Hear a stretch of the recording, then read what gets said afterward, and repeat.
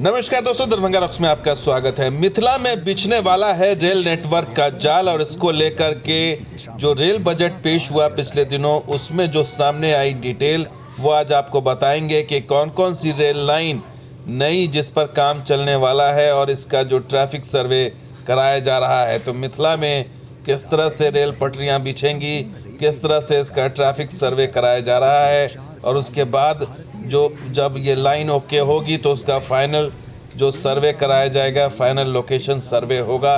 तो अभी ये रेल लाइन जो भी हम आपको दिखाने जा रहे हैं वो बहुत ही शुरुआती स्टेज में है, लेकिन आने वाले दिनों में कई ऐसी लाइनें इन्हीं में से जो है वो निकलेंगी और इससे उस पूरे इलाके का कायाकल्प हो जाएगा। तो पहली लाइन आपको बता दें कि ये कमतौल से मधुबनी के बीच की ये लाइन विस्फी को होकर के जाएगी, जो कि 30 किलोमीटर की इस रेल लाइन का सर्वे कराया जा रहा है। इसके अलावा बहेड़ी से लेकर बरौनी के बीच जो एक लाइन है 65 किलोमीटर की, उसको भी कराया जा रहा है वाया रोसड़ा होते हुए। इसके अलावा एक और रेल लाइन है जिस पर काम जो है वो ट्रैफिक सर्वे होगा, वो हसनपुर से बरौनी के बीच ये 50 किलोमीटर की लाइन है और इस पर भी जो इनिशियल सर्वे कराया जा रहा है ये भी लिस्ट में है रेलवे के। इसके अलावा समस्तीपुर, ताजपुर, महुआ और हाजीपुर, ये भी बहुत इंपॉर्टेंट लाइन है 60 किलोमीटर की,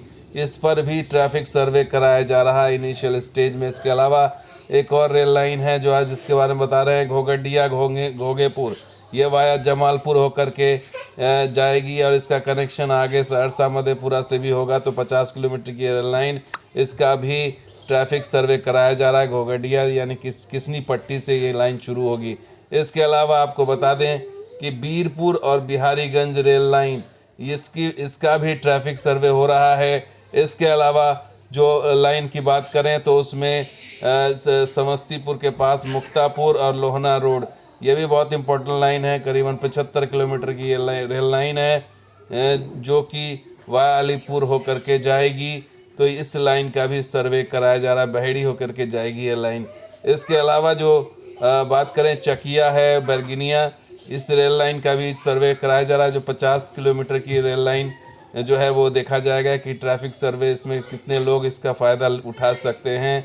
चकिया और केसरिया, इसको भी ट्रैफिक सर्वे में चेक किया जा रहा है। इसके अलावा सीतामढ़ी जनकपुर वाया बथनाहा, ये भी बहुत इंपॉर्टेंट लाइन है, इसको भी देखा जा रहा है कि इसमें भी कितनी पोटेंशियल है इसके अंदर। इसके अलावा मधुबनी बेनीपट्टी पुपरी, ये भी बहुत इंपॉर्टेंट लाइन हो सकती है, आगे आने दिनों में 45 किलोमीटर की रेल लाइन होगी। इसके अलावा बात करें हसनपुर और तिलरत, ये भी जो भगवानपुर के रास्ते ये रेल लाइन 35 किलोमीटर की रेल लाइन है, इसको भी चेक किया जा रहा है इनिशियल सर्वे में। इसके अलावा ललित ग्राम से मुरलीगंज, ये भी एक इम्पोर्टेंट लाइन है, इसको भी ट्रैफिक सर्वे में रखा गया है। तो ये सब लिस्ट में ट्रैफिक सर्वे में रखा गया है। इसके अलावा दोहरीकरण रक्सौल से सीतामढ़ी दरभंगा और सीतामढ़ी मुजफ्फरपुर, करीबन 225 किलोमीटर की का ये दोहरीकरण है, इसको भी रखा गया है। इसके अलावा जो बात करें रक्सौल से काठमांडू, ये 135 किलोमीटर की रेल लाइन,